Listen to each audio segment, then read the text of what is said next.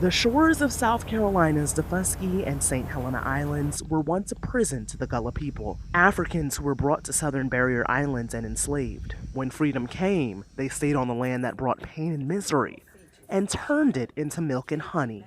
There were also people who were carpenters, who were boat makers, who were teachers. These folks was really wealthy with knowledge of survival.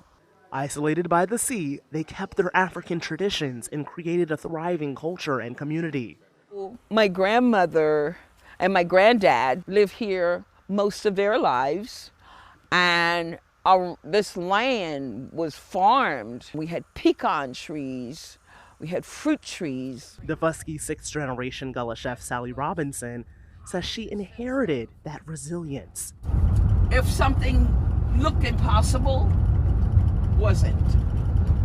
They didn't live like that. But her family's legacy is in danger of disappearing. They were at one point over 1,000 people living here. Robinson and a few cousins are the only ones of Gullah descent who remain on Defusky.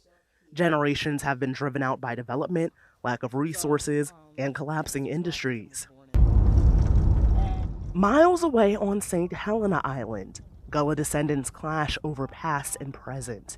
The governing Beaufort County barred a golf course on unoccupied Gullah Geechee land. The community went up against powers, and powers meaning money, and so we knew that if you allow all that to come in, tax base goes up, African Americans lose land and their way of life. A developer is now proposing building homes instead. Well, we all agree we don't want that type of development here. It's going to change the infrastructure to our community. It's going to bring in that gentrification factor that people are saying they don't want faster. But for them, obstacles are meant to be overcome. I'm trying my best to find funds to get these houses restored, turn them into Airbnbs, and that way the family can save their property for generations to come. Robinson gives historic tours of Defusky Island. She's using the funds to renovate 10 family homes and several Gullah graveyards. This is my grandmother.